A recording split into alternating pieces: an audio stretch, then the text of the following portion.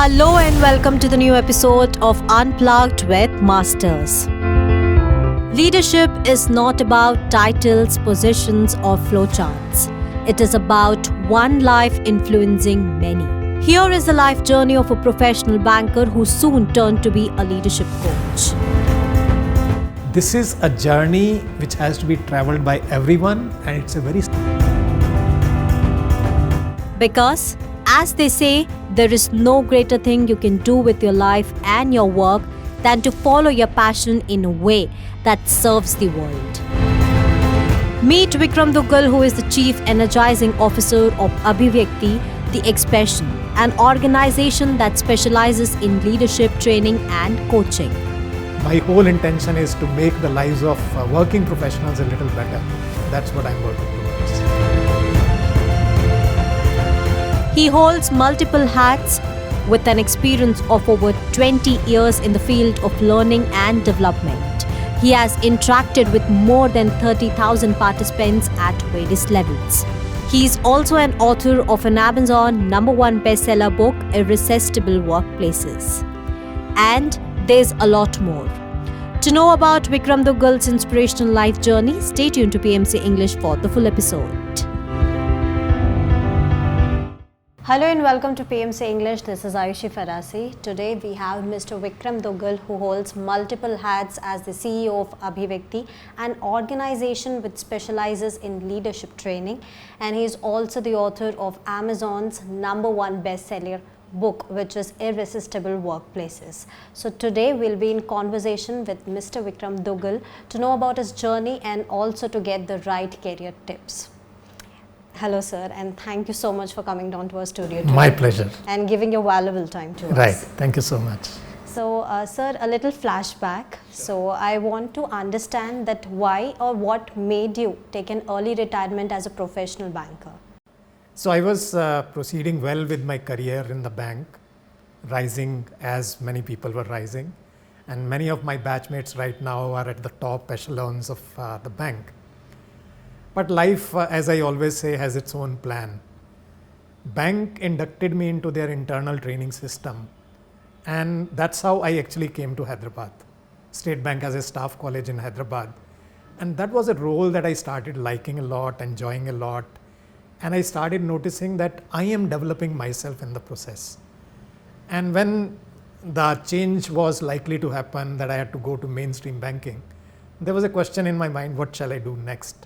Shall I go back to mainstream banking, or shall I take the risk of creating my own path? And the decision tilted in favor of creating my own path.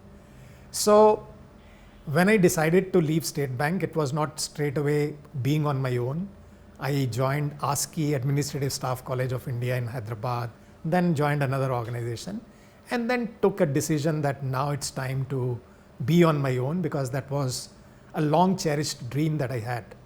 So in 2013 December, I started my independent journey, and it has a very roller coaster ride and very interesting journey, but very happy with that, very satisfied with that. That's how it has been. So now you're heading an organization which is Abhivyakti. So what exactly is this organization all about, and in which areas is it helping the people? My specialization is people. And I personally believe that all of us, which includes me also, have huge potential, and that potential remains untapped unless someone shows it to us. So my area of work is about people and their potential and converting that into reality. So if you look at human personality, human behavior, there are different facets of that. You have to communicate with people, you have to relate with people, you have to lead organizations, and various kinds of roles and responsibilities that you hold. And in each one of them, how do you excel? How do you do better? That's what I work on. And my whole intention is to make the lives of working professionals a little better. That's what I'm working towards. That's wonderful, sir. You are also the creator of CATS. So I want you to elaborate a little about it, what exactly it is, and how this programs actually sows the seed in the journey of growth. Right. That's a very interesting question, very close to my heart, because that's the major area of my work now. I created an online program specifically if you look at the past couple of years, we had to start looking at online presence. I started this journey a little before that itself, but perhaps the timing came out right. And what do I offer to people so that they get attracted? And ultimately it came down to that we all need to work on our discipline. So CAT's full form is Career Acceleration Through Self-Discipline. And if you examine it closely, discipline is required in every area of life. Whether it is our body, whether it is our mind, whether it is our emotions, we require discipline in each of these areas. And when I am able to help someone either to look after their body well, perform right habits, or I'm able to help them think better, or help them to keep their emotions balanced, that's what I am doing in this online program. And it starts with a 5-day boot camp where we spend 1 hour every day, we invest 1 hour every day, and they get a lot of insight in those 5 days itself. Then there are further levels of this program, and it depends on people's decision whether they want to continue to higher levels of growth or not. But this 5-day boot camp that I do, that itself is quite comprehensive and offers quite a lot to people to examine and put that into practice. So you as a career coach, generally what happens is that the students or the kids after intermediate, they're forced into a forced career, whether from their parents or whether from their society, because that mindset is like that they have to either in the engineering part or in the doctorate part. Right. So what kind of guidance or what kind of tip you want to give to all these students who are in this particular phase right now? Right. Very interesting to hear from you, Ayushi, that even in these days when career options have multiplied many folds, even then you said only 2 things, engineering or doctorate. Because that's how the mindset is. That's even now that remains the mindset, right? So if you look at me also, I started as a banker. Perhaps those times choices were perhaps quite limited. And I did not want to be a banker to start with, but that's how it came, and I continued in this journey. And many of bankers even now are in the same space. I remember I met a very senior banker. On the verge of retirement, he said, "Vikram, you know what? I wanted to be in academics." Means you have invested 35, 40 years of your life, and then you're saying, "I wanted to be in academics." That means there is something that is more required in career choices that people are making, and be able to make those choices. So what I say to students who are entering into the space of learning itself, when they are choosing which stream to go into, even at that time they need to check with themselves what will give them joy, happiness, fulfillment. That is how they must choose, whether it is engineering, whether it is biotechnology, whether it is medicine, whether it is pure arts, whatever it be. Fields of studies have varied a lot now, and perhaps they can make more informed choices. If you look at it in terms of information available to make choices, isn't that substantial? However, that information is also confusing people. Which side shall I go to? That means that they need to engage in conversation with people who can help them to make those right decisions. And if the first decision itself comes out right, perhaps many things will fall into place. You won't have to look after 20 years, "Oh, I could have done that." And if I ask you, what do you see around yourself in your batchmates, in your school, college mates? Are they happy with the choices they have made? Because I find that there is a lot of regret that people carry, and that can be avoided. And that will happen only when people start making informed choices. Talk to people, talk to seniors, talk to your parents also. And I get reminded of one movie where there was a conversation with the father and his son, where he was finally able to convince his father that, "I want to be a photographer, let me be." And there's nothing wrong about it. So that is how it will happen. Whatever time it takes, I think our country has started moving into that direction where students, children, they are making the right choices, And let's say give ourselves, our country another 10, 20 years, perhaps people will be happier in whatever choice of work they make. That's how I look at it. But do you think that it is because of the societal norms that people are getting confused, or they're not able to choose the area of their interest? So tell me, who is society? If we ask ourselves this question, who is society? We are society. Parents, teachers, they collectively make society. And that is why if each one of those people who are right now in a role and responsibility where they are influencing children, they need to first understand that what is the conversation that we are having with children, students, college students, so that they understand that there are choices and no one is going to question when they are saying that this is a choice I want to make. Another case that comes to my mind is there was a colleague, his daughter, she went into IT, and very soon she realized this is what she wants to do.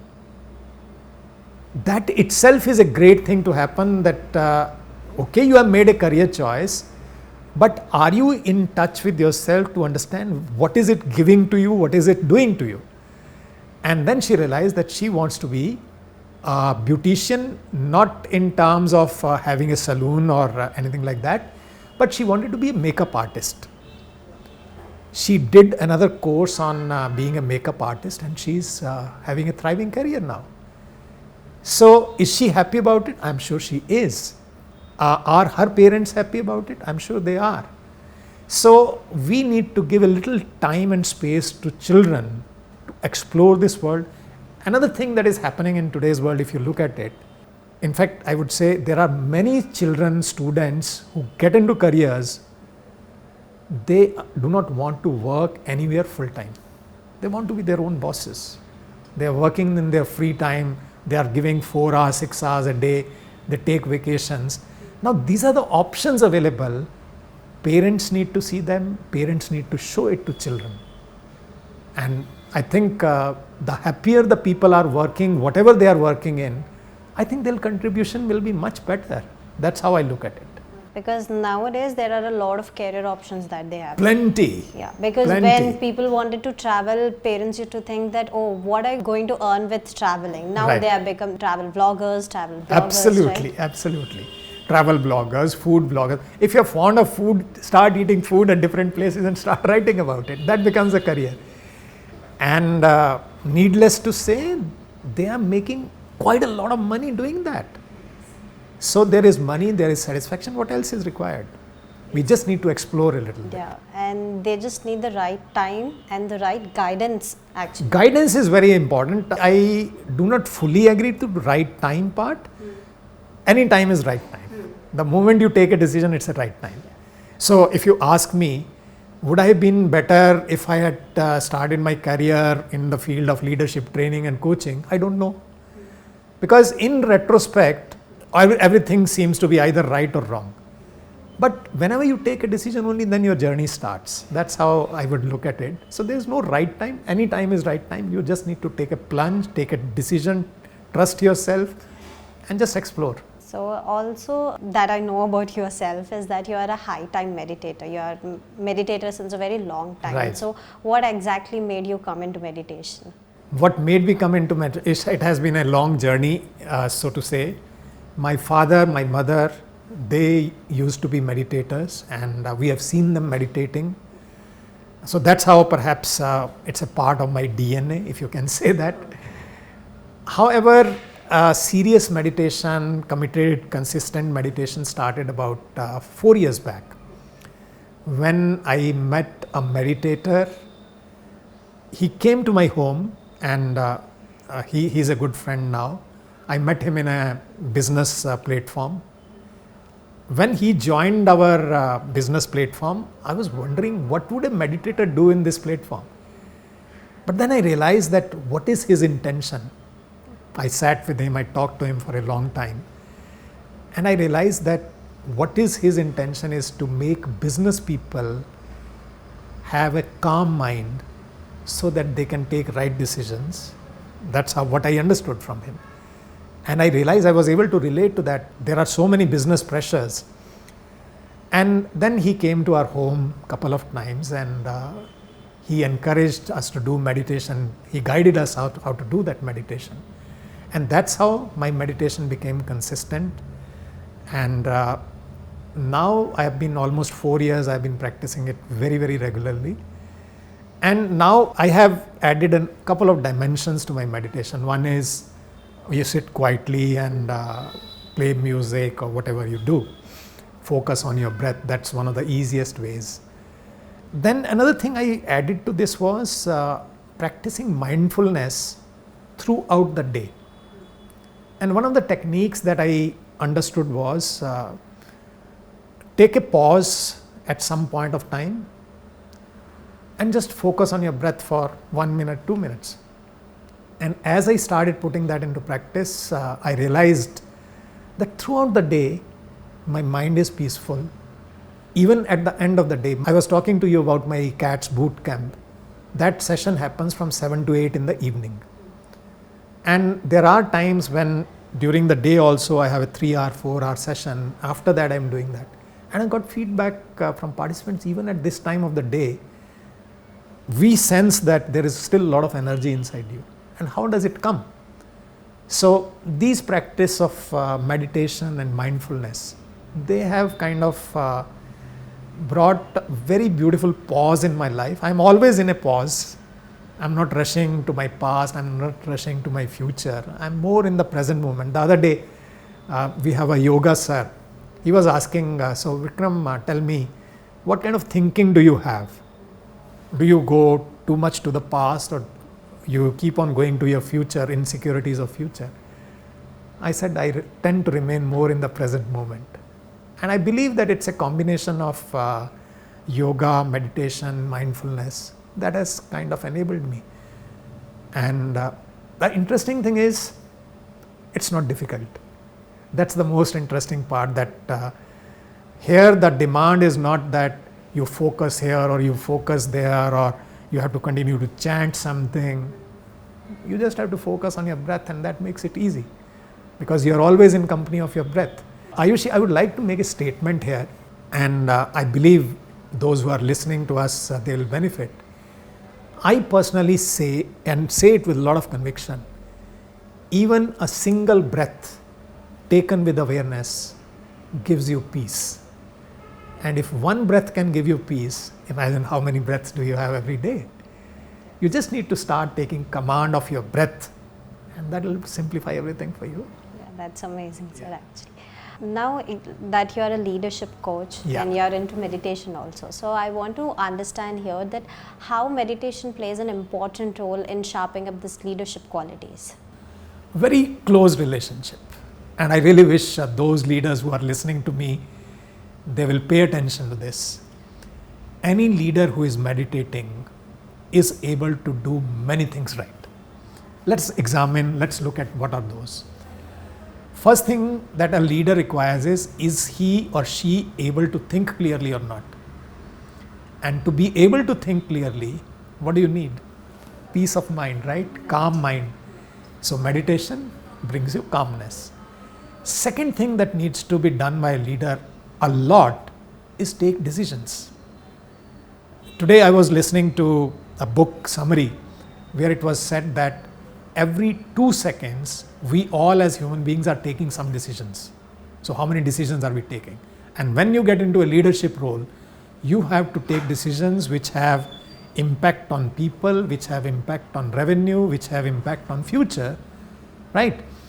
So if you are able to think clearly, probability is you will be able to take decisions which are right, and you are able to take decisions which are taken in time. There is one big challenge that I've faced interacting with many leaders. Leaders tend to sit on their decisions. Okay, I'll think. What will you think? How much will you think? That's the question I ask. So they are able to take decisions. Third important thing that happens is decisions, then they have to be executed. That means if you, for execution, you need the support of people, and to be able to relate to people, you need to have balance of emotions. Meditation, calm mind, balance of emotions. So you are able to relate with people well. the relationship develops, trust develops, team develops, and collectively they are working towards something which goes in the future. Then another thing that happens is when things are acted upon, there are consequences. And tell me this, is it that every time consequences are to your liking? What do you say? Not really. Not really. So you have to own up that consequence and then make it right. Take decisions, act on them, face the consequences. And it's only when you have balance of emotions will you be able to handle any consequence with confidence that you can handle it. So these are some of the dimensions of leadership that come in terms of meditation and what it does to you and what this does to the entire ecosystem. So if I have to put it in one word, leader is managing an ecosystem. And in that ecosystem, if the energy is right, obviously many things will be right. So meditation spreads that energy that is positive in nature and that helps people to connect with the space. Why shall anyone feel like coming to work every single day? You must have heard this phrase called Monday morning blues. Right, sir. Why? Because where I am going and working, I'm not able to relate with that energy. That's why I have my Monday morning blues. And if an organization in totality is meditating, perhaps a lot will change there.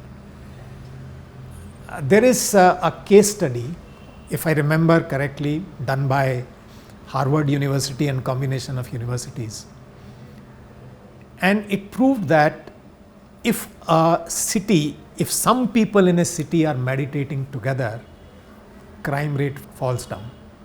Now, if it can happen to a social setup where no one is kind of connected to each one directly, talk about an organization where everyone is connected to everyone else.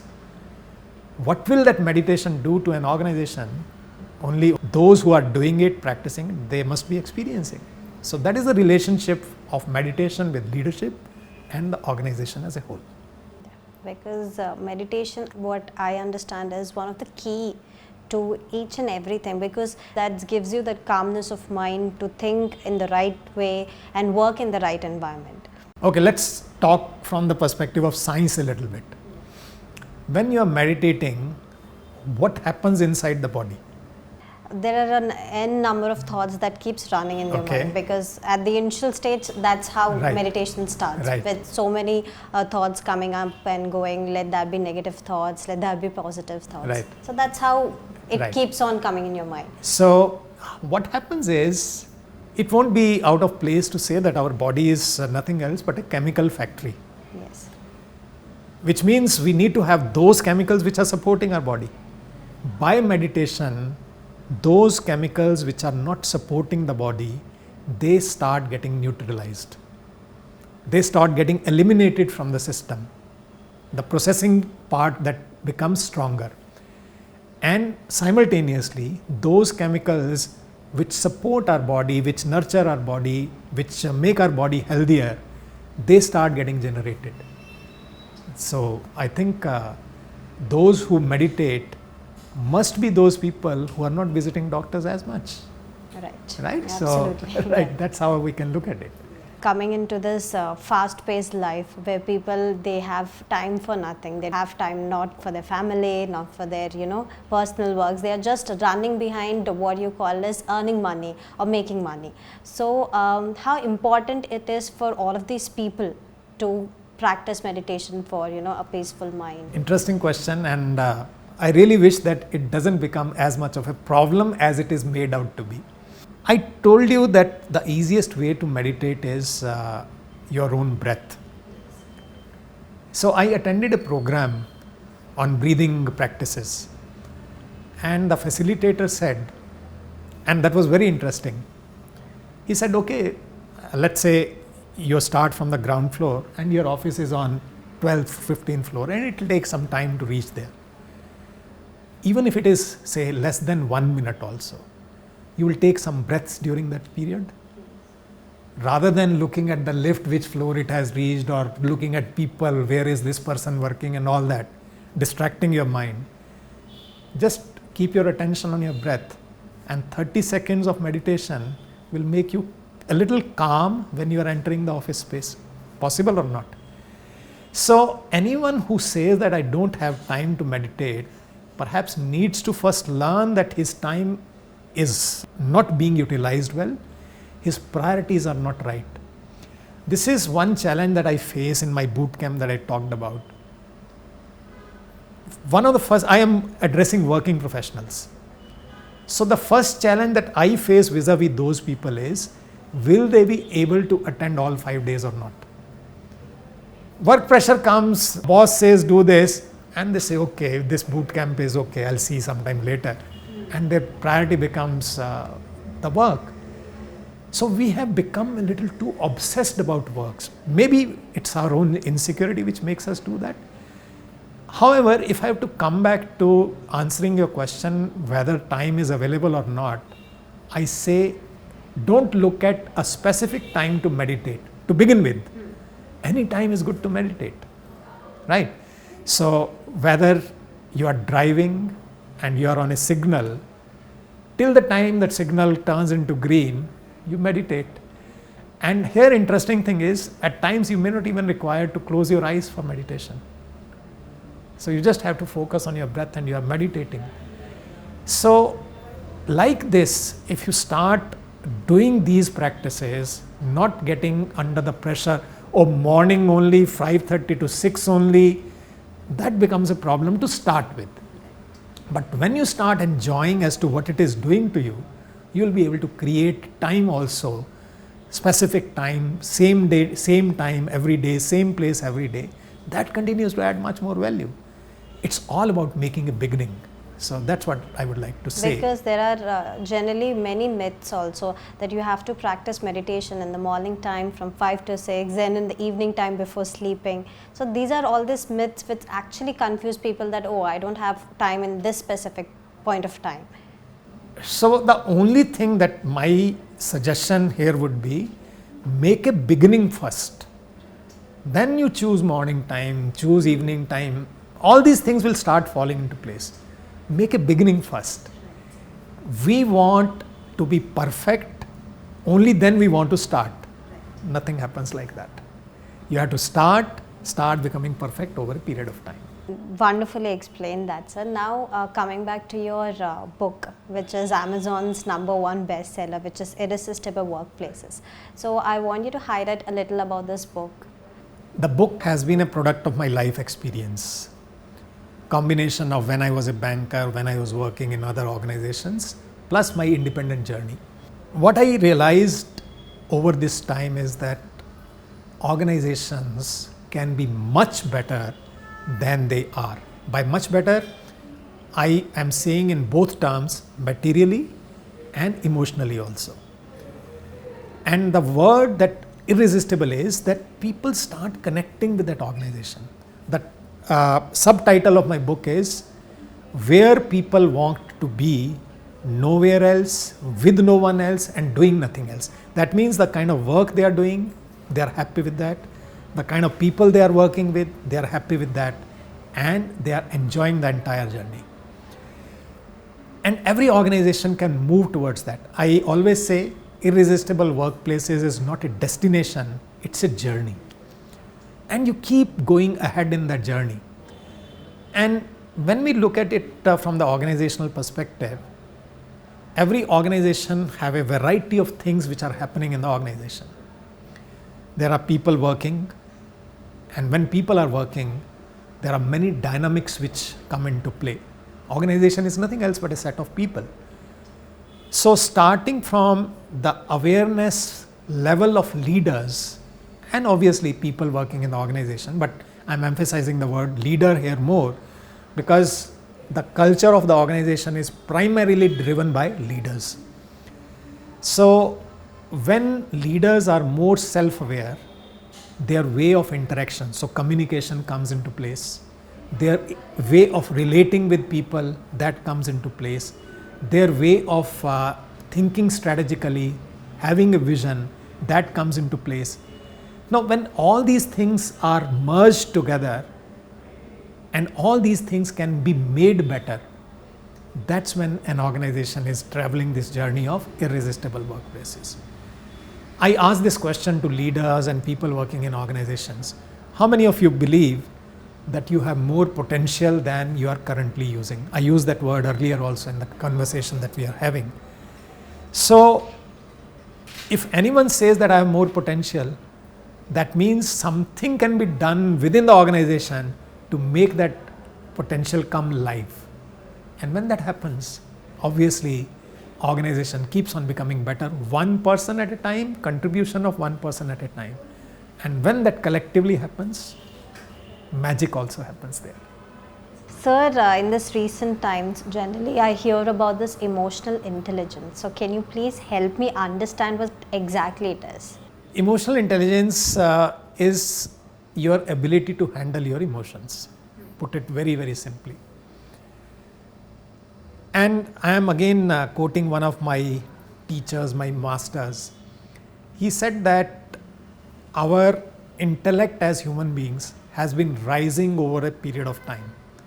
If you look at the children of today, the way they are able to handle themselves, technology and so many things, that is much better than, much faster than people of my age. What I am afraid to do in my mobile phone, if I give it to a 3-year-old child, that child will immediately show me how it works. Intellect is rising. But when it comes to emotions, every human being has to start from level 0. And that is why this is a journey which has to be traveled by everyone, and it's a very subjective journey. And when we talk about emotions, we are emotional beings.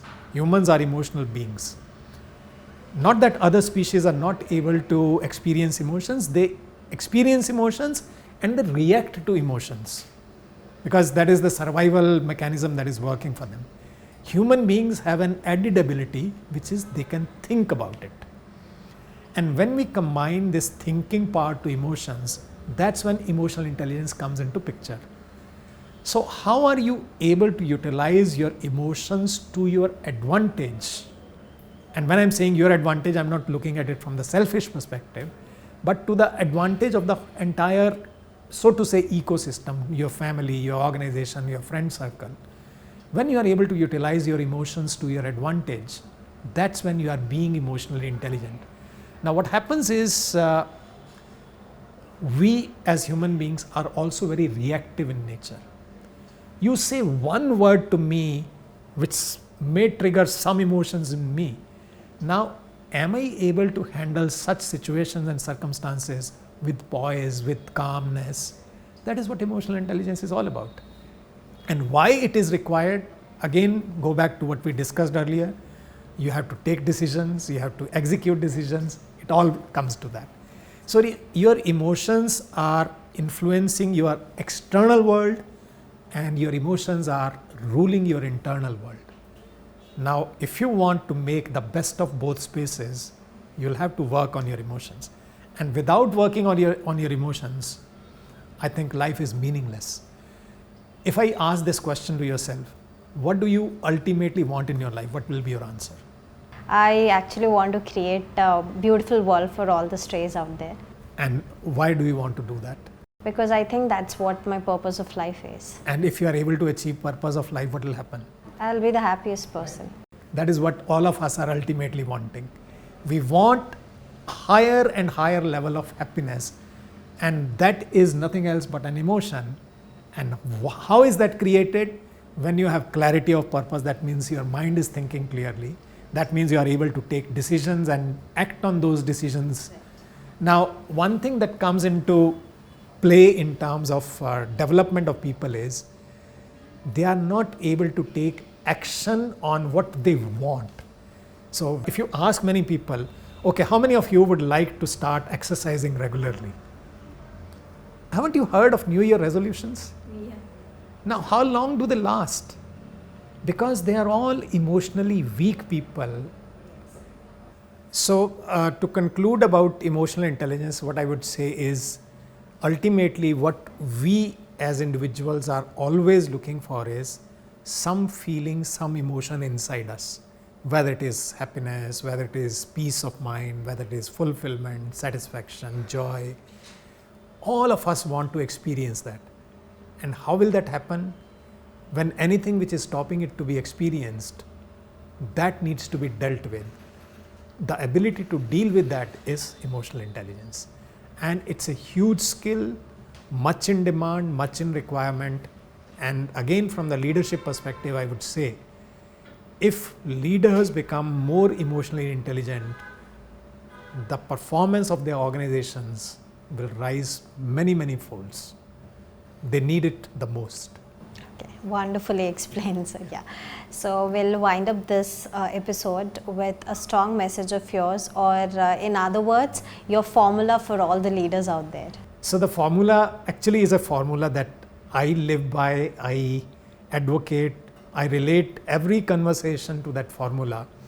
The formula is results equal actions plus feelings plus thinking. And if you combine these letters, first letter of each of these words, that becomes RAFT. RAFT is my formula for life. If you are sure about the results that you want to experience, you just need to start aligning your actions to those results, your feelings to those results, and your thought process to those results.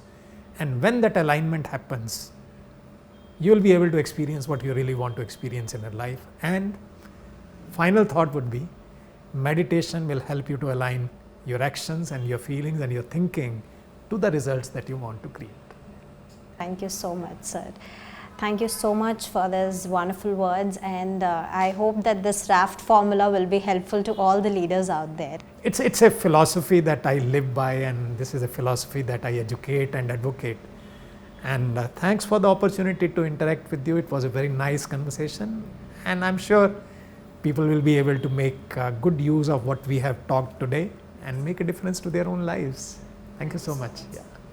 So viewers, today we were in conversation with Mr. Vikram Duggal, who is the CEO of Abhivyakti, an organization which specializes in leadership training. And I hope that all this wisdom of words and also the formula of RAFT would be helpful to you. Thank you so much. Keep watching PMC English for more updates.